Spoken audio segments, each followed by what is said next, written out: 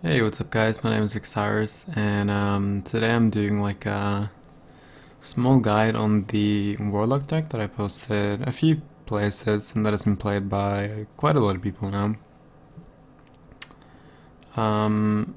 This is kind of late to be doing this because the deck's been out for a while now, but I figured, better late than never. And yeah, I also wanted some content for my YouTube channel. I'm trying to upload more on my YouTube now, just because I feel like I want to do a lot of like educational stuff. Like just talking about the game. I usually do that a lot on stream, but I feel like it's really, nice uploading videos of that on YouTube because I think people can learn a lot from it.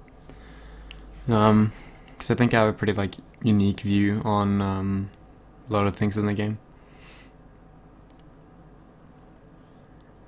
But yeah, so today I'm doing the sort of deck tech thing on the Warlock build.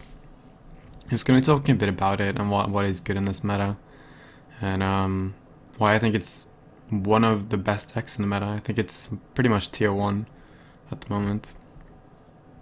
It's pretty rare that I think a tier deck is tier 1 if it's not called Druid or Sulak. But yeah, so let's start with the deck concept. So the deck concept is basically, it's something that I don't really know, like why there's not more of these decks in the game, because the deck concept is just play a lot of minions in the early game and the middle game, have a lot of draw and a lot of burst, try and snowball with the minions early until you get them pretty low, control the board, and then when you lose control of the board, you just burst them for 14, 15, 16, 17, 18, 19, 20, whatever.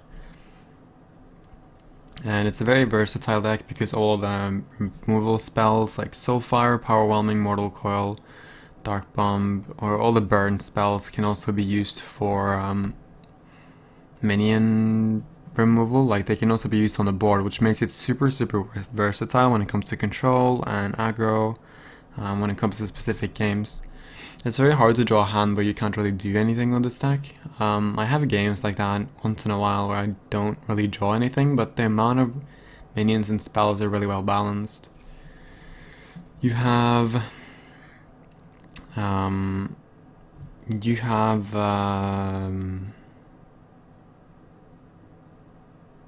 13, I think. Yeah, you have 13 cards or minions from between 1 to 3 mana that you can play in the early game, which is a lot. It means that about 42%, I think, of your draw is going to be minions, which is huge. Like early game minions, so you're pretty much never going to be drawing a bad curve. Like it's very easy to get a good curve. There's a lot of decks in the game that run way less early game minions than this, and they still manage to draw good curves. So when you're running this many early game minions, it's incredibly easy to get a good curve and incredibly easy to get a good enough curve, because the minions that I'm running in the early game are also very good. And then after the early game minions, we have 5 minions in the late game, or not 5, 7. I mean 7 minions in the late game that you can draw into, which is pretty much like the perfect mid-game balance of minions. 7 early game minion or late game minions means that you won't draw them that often in the early game, but you'll draw them very often in the late game, because as the longer the game goes on, the higher likelihood you have of drawing specific cards. So you will pretty much always have a good curve with this deck when you're playing, right? It's like a mid-range paladin. You will usually always draw your 1-drop in most matchups, because you have a lot of 1-drops. And then if you don't draw your 1-drop, you will have a 2-drop. And if you don't have a 2-drop, you will have a 3-drop. There's almost no way you will not have a 1-drop, 2-drop, or a 3-drop. It's almost impossible. I've had games like that, but they're like 1 in 50. It's incredibly unlikely.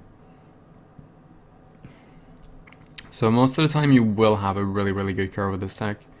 Like 1-drop, 2-drop, or 1-drop, tap, 3-drop, or no 1-drop, 2-drop, 3-drop, 4-drop. something like this, because it's very, very well-rounded. Like the saturation or whatever, or the mana curve is very, very good. Then on top of all the minions, you also have 2, 4, 6, 7, 8, 9. Right? 6, 7, 8, 9. Yeah, 9 burst cards that can also be used for board control. So you have 9 cards that can give you a huge amount of burst in the late game if you ever lose board control. And can also be used for board control if you wanted to. Just want to make the deck so flexible, like I said. So just to summarize, the deck has a really, really good curve. Very easy to draw a good curve. It has very solid draw because of the hero power and also the Drakes and Immortal Coil. It has a good combat mechanic in Implosion. It has a good combat mechanic in Knife Juggler, if you can play with minions, that is. If you ever just lose the board too hard, you can burst them for 14 or 18, which is insane, and the burst spells can also be used for board. Like, if you guys look at this, it's very, very flexible, which is why I think it's one of the best decks in the game, because it is super flexible, super consistent, and can do super broken turns with Leroy. Like 18 damage a phase is something that Druid is the only other class in the game I think that can do, right? Or it's just Freeze Mage as well, I guess. So Freeze Mage, this deck, and Druid, but Freeze Mage is made in a different way. It can't play minions, right? So yeah, that's kind of how it works. And all the cards in the deck are just good. Like, I've taken out all the bad cards that you play in normal Sulocs that are like inconsistent, like the Ruby Nag, Haunted Creepers. All those are pretty inconsistent. Because they can get silenced, they can get... You can just draw no activator for them and they suck, so I removed all the cards that are like that and only play cards that are good on their own and can be good in different matchups. So yeah, just very, very well-rounded, honestly. And the game plan, like how you play the deck, is generally just very aggressive. Like a lot of people kind of, like, I don't know what kind of deck it is really. I think it's an aggro deck, but I'm not really sure because I'm playing, you know, Drakes and Pallet Shredders and Shred Belchers. I feel like it sort of is an hybrid deck, but a lot of games it's just an aggro deck. Like, you just go face all game and then you kill them. But it needs, the problem with the deck is it needs board, right, to do pretty much everything if you don't have Leroy. So it sort of, like, it's not that much of an aggro deck. It's also kind of like a mid-range control deck sometimes, or most games it is a mid-range control deck. Or control for the board, I mean, not an actual control deck, but mid-range control for board type deck like Sulog. So I don't really know what to call this, but the game plan is generally just going face in most matchups if you can't make an affordable trade. And then if you can make a good trade, you always trade. And if you can protect your minions, you always trade. And then generally everything that is above 3 damage you usually want to go face with, because it's a lot of damage. And so yeah, I'm expecting this deck to see a lot of play in the future. I don't really know why people aren't playing it yet, because I think it's extremely good in the current meta. Like, I've my win rate has been really good, and I've peaked very high in Legend many times this season and last season. But I think it's because I'm not really that much of a... like, people don't really know who I am, so they kind of doubt me when it comes to deck building, because they have in the past a lot of times. And some of the decks that I played in the past that I thought were very, very good in the meta as well didn't really see that much play. Like that mid-range Paladin. It saw a lot of play, but not as much as I was expecting it to see.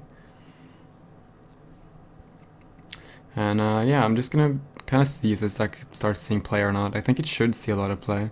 I don't really understand why people haven't caught on this far, because it's been almost 2 weeks since I started playing this. More than that, it's been almost 3.